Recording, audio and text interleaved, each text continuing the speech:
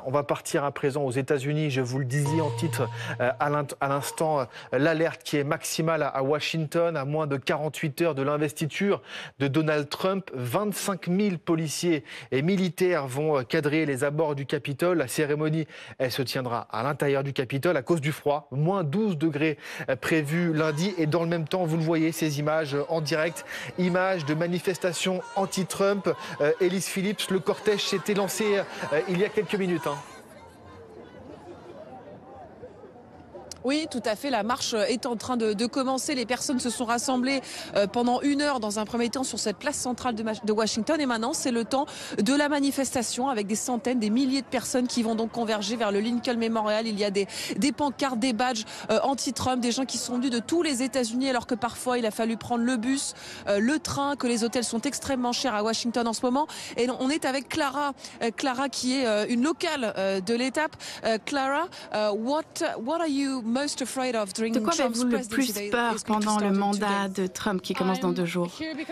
Je suis là parce que je suis préoccupée par les droits des femmes et les droits des queers et les droits des immigrants.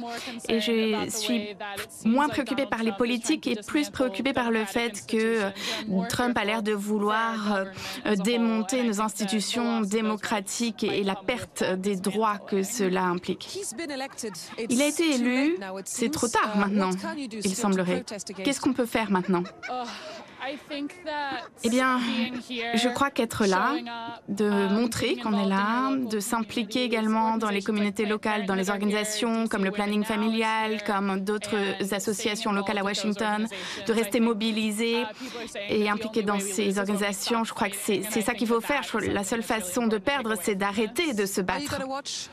Est-ce que vous allez regarder l'investiture lundi?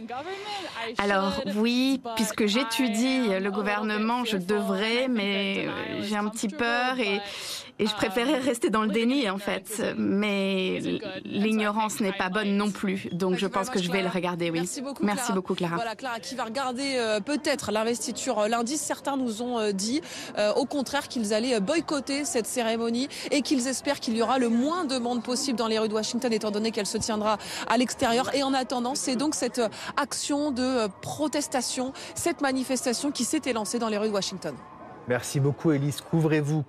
Il va faire très froid avec Théo Touché, évidemment. Hélène Kuntz, quand on voit ces images, il y a de la lassitude chez ces jeunes Américaines et chez ces jeunes Américains. Quand on voit la façon dont Donald Trump a été élu, c'est vrai qu'il est plus que légitime cette fois-ci. Ah, il est tout à fait légitime. Il a derrière lui et la Cour suprême avec une majorité qualifiée. Il a remporté le vote populaire, il a remporté les 7 États clés. Ouais. Bon. Il a aussi gagné le Congrès, hein, donc il a toute la légitimité, tout part.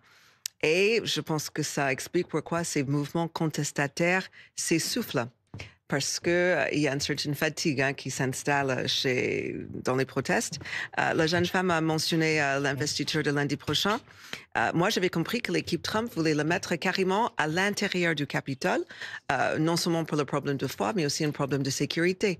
En tant que candidat, il y avait 2 fois tentative sur sa vie, donc effectivement, il est peut-être plus prudent que ça se passe à l'intérieur. Absolument. Bon, en tout cas, édition spéciale sur BFM TV qui va se tenir lundi. Lundi à partir de 14 h, bien sûr, avec tous nos envoyés spéciaux sur place, nos consultants également, nos éditorialistes Thierry Arnaud et Ulysse Gosset. Édition spéciale à partir de 14 h sur BFM TV. Trump, le retour, ça sera à suivre évidemment en direct.